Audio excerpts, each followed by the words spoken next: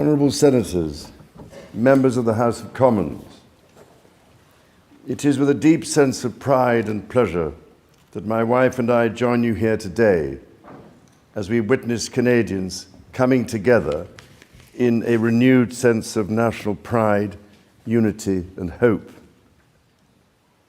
I would like to acknowledge that we are gathered on the unceded territory of the Algonquin and Anishinaabe people. This land acknowledgement is a recognition of shared history as a nation, while continuing to deepen my own understanding. It is my great hope that in each of your communities and collectively as a country, a path is found toward truth and reconciliation in both word and deed.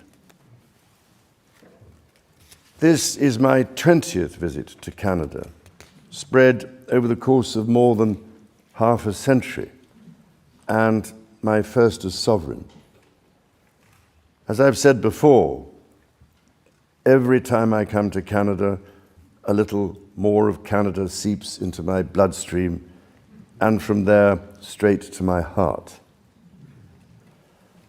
I've always had the greatest admiration for Canada's unique identity, which is recognized across the world for bravery and sacrifice in defense of national values and for the diversity and kindness of Canadians. To the First Nations, Inuit and Métis peoples, you have welcomed my family and myself to your traditional lands with great warmth and hospitality, for which I am humbly grateful. This year we mark the 80th anniversary of VE Day and VJ Day. On Juno Beach, at Dieppe, on the Somme, at Beaumont-Hamel, at Ypres, and on Vimy Ridge. At those places and many others, forever etched into our memories, Canadians fought and died alongside our closest allies. You speak for your communities, representing an incredible richness of cultures, languages, and perspectives. We owe it to this generation and those who succeed us to think and act for the greater good of all. While the world faces unprecedented challenges, generating uncertainties across the continents with regards to peace and stability, economics and climate change, your communities have the skills and determination to bring a wealth of solutions. It has been nearly 70 years since the Sovereign first opened Parliament. In the time since, Canada has dramatically changed, repatriating its constitution, achieving full independence, and witnessing immense growth. Canada has embraced its British, French, and Indigenous roots and become a bold, ambitious, innovative country that is bilingual, truly multicultural, and committed to reconciliation. The Crown has for so long been a symbol of unity for Canada. It also represents stability and continuity from the past to the present. As it should, it stands proudly as a symbol of Canada today in all her richness and dynamism. When my dear late mother, Queen Elizabeth II, opened a new Canadian Parliament in 1957, the Second World War remained a fresh, painful memory. The Cold War was intensifying. Freedom and democracy were under threat. Canada was emerging as a growing economic power and a force for peace in the world. In the decades since, history has been punctuated by epoch-making events: the Vietnam War, the fall of the Berlin Wall, and the start of the war on terror. Today, Canada faces another critical moment. Democracy, pluralism, the rule of law, self-determination, and freedom are values which Canadians hold dear, and ones which the government is determined to protect. The system of open global trade that, while not perfect, has helped to deliver prosperity for Canadians for decades, is changing. Canada's relationships with partners are also changing. Many Canadians are feeling anxious and worried about the drastically changing world around them. Fundamental change is always unsettling. Yet this moment is also an incredible opportunity, an opportunity for renewal, an opportunity to think big and to act bigger, an opportunity for Canada to embark on the largest transformation of its economy since the Second World War.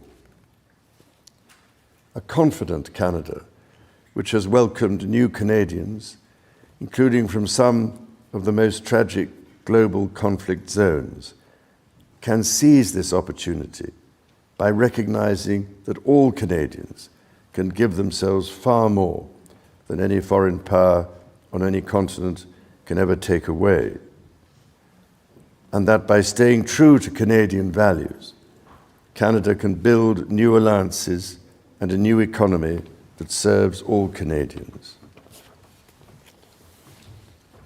The Prime Minister and the President of the United States, for example, have begun defining a new economic and security relationship between Canada and the United States, rooted in mutual respect and founded on common interests, to deliver transformational benefits for both sovereign nations.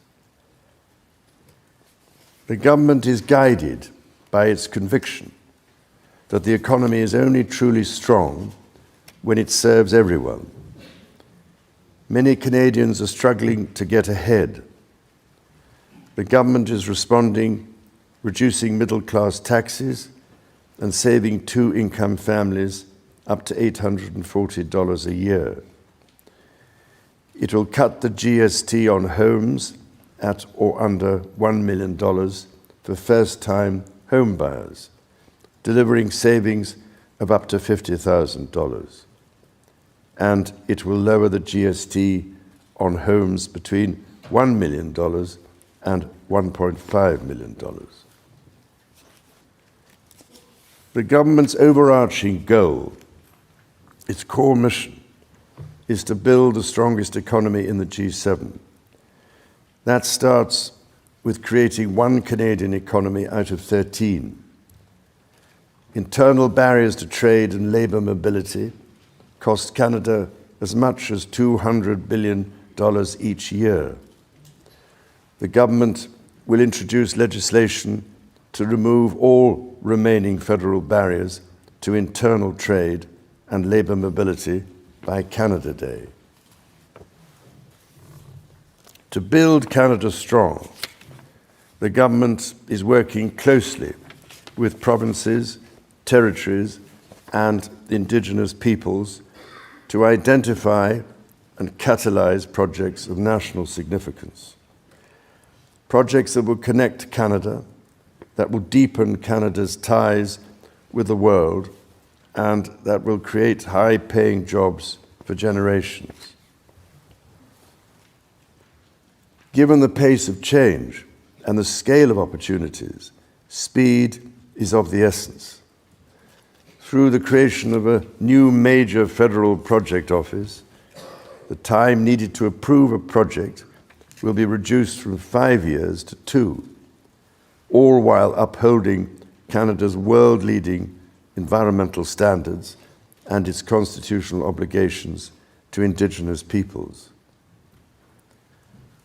The government will also strike cooperation agreements with every interested province and territory within 6 months to realise its goal of one project, one review. When Canadians come together, Canada builds things that last. Critically, the government will undertake a series of measures to help double the rate of home building while creating an entirely new housing industry, using Canadian technology, Canadian skilled workers, and Canadian lumber. The government will introduce measures to deliver affordable homes by creating Build Canada homes.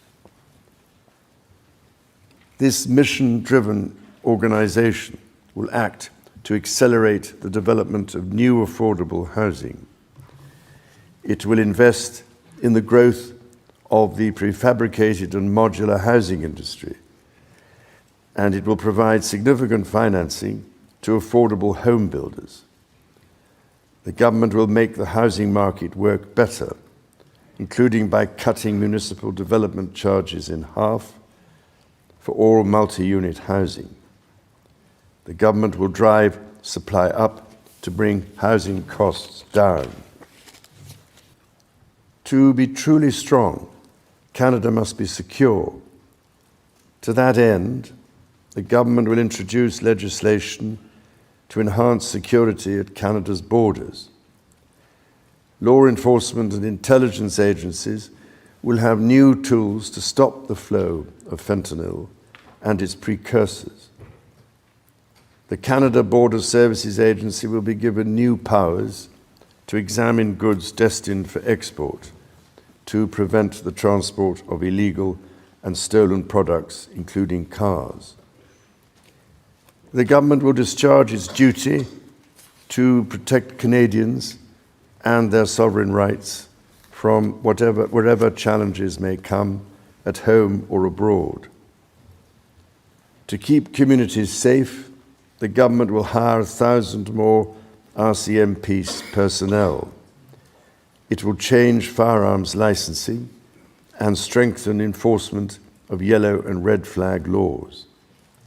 Weapons licenses for those convicted of intimate partner violence and those subject to protection orders will be revoked. Through the deployment of scanners, drones, and helicopters, additional personnel, and canine teams, the government will stem the tide of illegal guns and drugs across the border. It will take these steps while protecting the rights of law-abiding gun owners and Indigenous peoples' long-standing hunting traditions. The government will bring a renewed focus on car theft and home invasions by toughening the criminal code to make bail harder to get for repeat offenders charged with committing these crimes, along with human trafficking and drug smuggling. During this time of great change, Canadians are uniting behind what makes Canada unique. Nature is core to Canada's identity. In 2022, Canada convened COP15 in Montreal, which concluded with 196 countries striking a historic agreement to protect 30% of their lands and 30% of waters by 2030. To this end, the government will protect more of Canada's nature than ever before through the creation of new national parks, national urban parks, marine protected areas, and other conservation initiatives.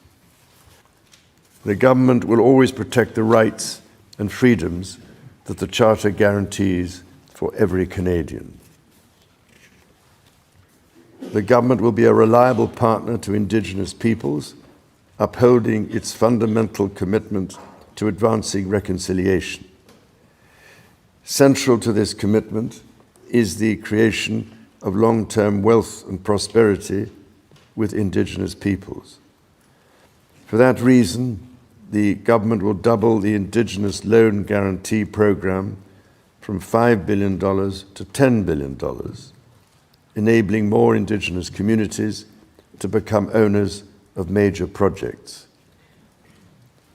As Canada moves forward with nation-building projects, the government will always be firmly guided by the principle of free, prior, and informed consent. Canada's immigration system has long been a source of pride for Canadians and of dynamism for the economy. The government is dedicated to rebuilding the trust of Canadians in immigration by restoring balance to the system. Day-to-day government spending, the government's operating budget, has been growing by 9% every year. The government will introduce measures to bring it below 2%. Transfers to provinces, territories, or individuals will be maintained. The government will balance its operating budget over the next 3 years by cutting waste, capping the public service, ending duplication, and deploying technology to improve public sector productivity.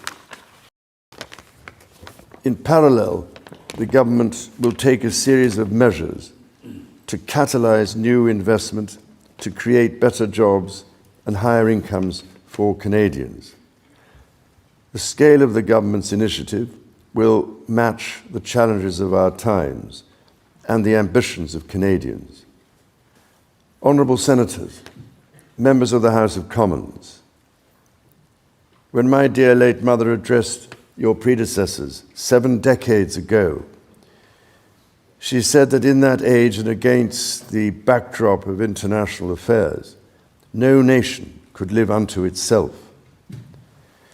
It is a source of great pride that in the following decades, Canada has continued to set an example to the world in her conduct and values as a force for good.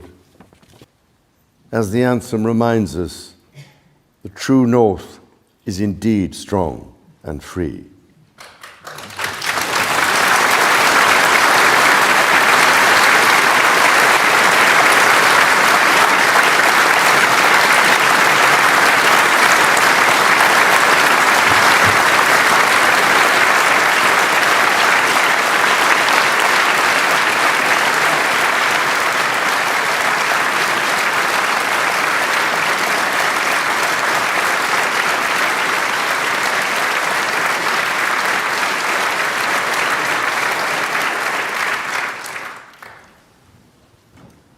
Members of the House of Commons, you will be asked to appropriate the funds to carry out the services and expenditures authorised by Parliament. May you honour the profound trust bestowed upon you by Canadians. And may God bless and guide you in all your duties.